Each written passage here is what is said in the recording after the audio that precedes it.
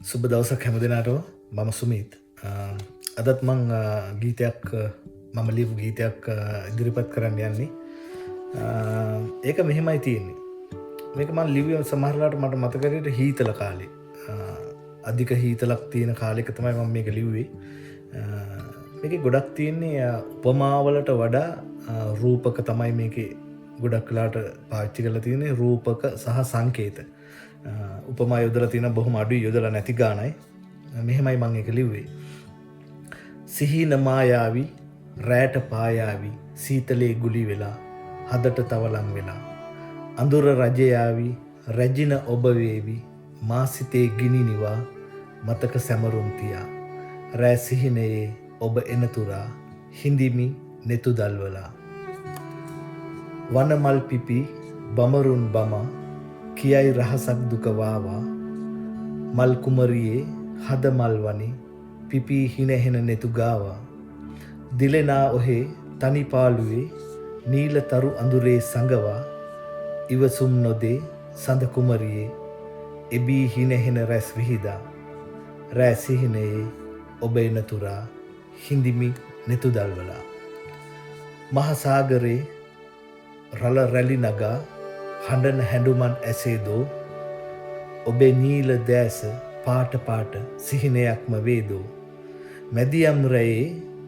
උණුසුම සොයා ඈත පාවී ගියාදෝ ඔබ මා කෙරේ හසරැල් සලා කෙදින අපසිත් බැඳේදෝ රෑ සිහිනයේ ඔබ එනතුරා හිඳිමි නෙතු දල්වලා මේ සින්දුවේ මේක සින්දුවක් මේක මම රෙකෝඩින් එක කළා මේක ලස්සන සින්දුවක් මේකත් බැලුව ගමන් කවි තුනක් වගේ තමයි වැඩිපුර අවසාන එකතු වෙලා තියෙන්නේ හැමතැනදීම රෑ සිහිනේ ඔබ එනතුරා හිඳිමි නෙතු දල්වලා කියන එක තමයි එකතු වෙලා තියෙන්නේ කවි තුනක් ඒ කියන්නේ කවි තුනක්ම තමයි ඇත්තටම මේකේ වැඩිපුරම පාවිච්චි කරලා තියෙන්නේ රූපක දැන් අපි සාමාන්‍ය සින්දු ලියද්දී සාමාන්‍ය පාවිච්චි කරන උපමා සහ රූපක.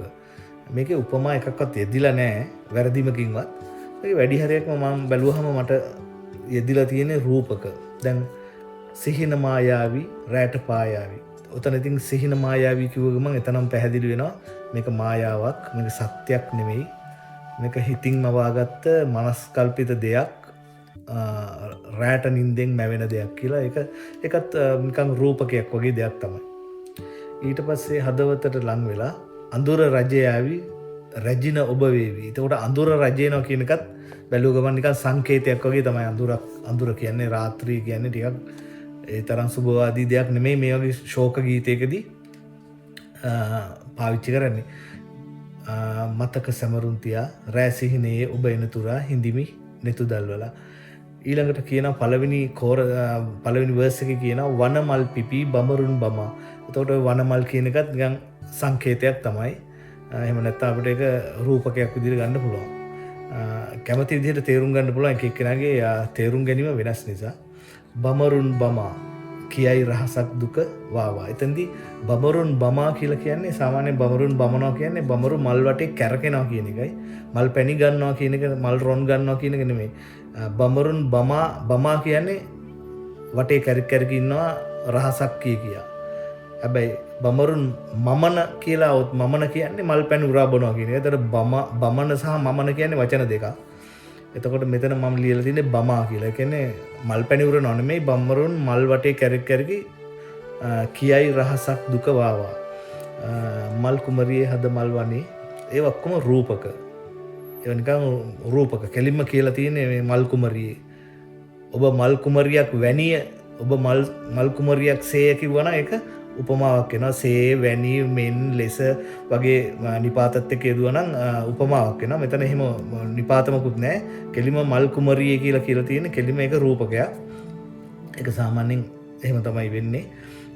දිලෙනා ඔහේ තනි පාළුවේ නීල තරු අහසේ අඳුරේ සඟවා ඒ ඔක්කොම රූපක. ඉවසුම් නොදේ සඳ කුමරිය. ඉතින් කෙලින්ම සඳ කුමරිය කියන්නේ ඇත්තටම පෙම්වතියට. අපි සඳ උපමා කරන්නේ කාන්තාවකට. සඳ කුමරිය කියන්නේ රූපකයක් පෙම්වතියට කියන තවත් නමක්. එතකොට එබී හිනහෙන රැස් විහිදා රෑ සිහිනයේ ඔබ එනතුරා හිඳිමි. එතකොට මේක සිහිනයක්. මේක තමන් ඒ දකින සිහිනය දකින්න නැවතත් පෙරුම් පුරාගෙන ඉන්න කෙනෙක්. ඒක සිහිනයේ යථාර්ථයක් වෙනවා දකින්න කැමැත්තෙන් ඉන්න කෙනෙක්. ඒ ගැන පසුතැවිලි වෙන කෙනෙක් ගේ අදහස් ටිකක් තමයි මේකේ තියෙන්නේ. තමන් සිහිනයෙන් පෙම් කරන නමුත් සැබෑ ජීවිතයේදී තමාට හමු වේද නොවේද කියන දෙගිඩියාවෙන් ඉන්න පෙම්වතෙක්ගේ ඒකපාර්ශ්වික පෙම්වතෙක් වෙන්නත් පුළුවන්.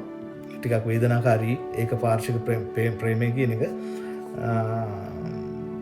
සමහරු කියන සුන්දරයි කියලා නෑ, එහෙම නෑ. ඒක වේදනාවක්. ඊළඟ වර්ස් එකේ කියනවා මහා සාගරයේ රළ රැලි නගා. ඒකත් රූපකයක්. මහා සාගරය කියන එකට ගොඩක් තේරුම් තියෙනවා. ගුප්තයි, නිශ්ශබ්දයි, පෙළක් වෙලාවට ප්‍රචණ්ඩයි. ඇත්තටම සාගරය කියන එක රහස් ගොඩක් සංගවාගෙන ඉන්න, ඒ කියන්නේ දුක්ඛ දෝමනස්යන් ගොඩක් සංගවාගෙන ඉන්න සංකේත රූපයක් තමයි සාගරය කියන්නේ. විවිධාකාරයෙන් යොදා ගන්න පුළුවන්. මම මෙතෙන්දී යොදාගන්නේ මහා සාගරයේ රළ රැලි නගා හඬන හැඬුමන් ඇසේදෝ. ඒ කියන්නේ හිත ඇතුලේ තියෙන දැඩි වේදනාව පෙන්눔 කරන්න තමයි මම රූපකයක් විදිහට මහා සාගරේ පාවිච්චි කළේ. ඔබේ නීල දැස පාට පාට සිහිනයක්ම වේදෝ. ඔයාගේ ඔය සුන්දර දැස, ඒ කියන්නේ ඔයා කියන එකයි. සුන්දර දැස කියලා මම කියලා තියෙන්නේ ඔබ කියන එකම තමයි. S2 විතරක් අපිට හම්බෙලා වැඩක් නැහැනේ. සුභාතරණී ගියාගේ S2 විතරක් ලැබිලා ප්‍රේම කරන්න බෑ. ඉතින් ඔයා කියන මගේ පෙම්වතියට තමයි මම නීල දැස කියලා සම්පූර්ණම රූපකයක් මේ දාලා තියෙන්නේ.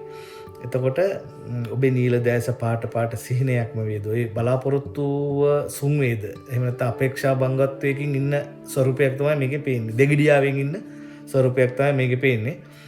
සිහිනයක්ම වේදෝ. උණුසුම සොයා මැදියම් රැයේ ඈත පාවී ගියාද. ඒකේ පොඩි එතනක් තියෙන පොඩි සැකයක්. දැන් සාමාන්‍යයෙන් ප්‍රේමති ජායති සෝකෝ, ප්‍රේමති ජායති භයං කියලා කියන්නේ. ප්‍රේමයක් හිතේ ඇතුළු වුණ ගමන් ශෝකේ උපදිනවා. ඒ එක්කම ඊට පස්සේ බයකුත් උපදිනවා. එයා මට අහිමි වෙයිද? එයා වෙන කෙනෙක් එක්ක සම්බන්ධකමක් ඇති වෙයිද? ඒක තමයි මෙතන වෙන්නේ. මැදියම් රැයේ උණුසුම සොයා ඈත පාවී ගියාද. ඒ කියන්නේ පොඩි බයකුත් තියෙනවා වෙනත් කෙනෙක් සමග යෙදෙයිද කියලා. ඒක තමයි ප්‍රේමති ජායති ශෝකෝ, ප්‍රේමති ජායති භයං කියලා බුදුහාමුදුරුත් කියලා තියෙන්නේ. ඒක අනිවාර්යයි. ඒක සිද්ධ වෙනවම තමයි. පොඩි සැකයක් සහ බයක් ප්‍රේමයත් එක්ක එනවා. ඊළඟට ආයි අන්තිමට කියනවා ඔබ මා කෙරේ හසරැල් සලා කෙදින අප සිත් බැඳේද. එතනක් තියෙන්නේ බලාපොරොත්තුව ඉටු වේද නැද්ද කියන බලාපොරොත්තුවක් තියෙනවා. නමුත් මුළු සින්දුව පුරාම යටින් දුවන්නේ අපේක්ෂා බංගත්වය සහ බලාපොරොත්තුව. ඔන්නෝම දේවල් ටිකක් තමයි මම එකතු කරලා මේකේ වැඩිපුරම යොදලා තියෙන්නේ රූපක සහ සංකේත රූපක තමයි යොදලා තියෙන්නේ. උපමා එදිලා නෑ, ගොඩක් වෙලාවට එදිලම නෑ වගේ. මේකත් මම මේ සීතල කාලෙක, මේ රටේ අධික සීතල කාලයක් තියෙනවා. සීතල කාලෙක මට ආපු හැඟීමක් තමයි මම මෙහෙම ගීතයක් විදිහට ලිව්වේ. හරි, මේ වගේ තවත් ගීතයකින් ආයි හම්බෙමු. බොහොම ස්තුතියි. Thank you very much.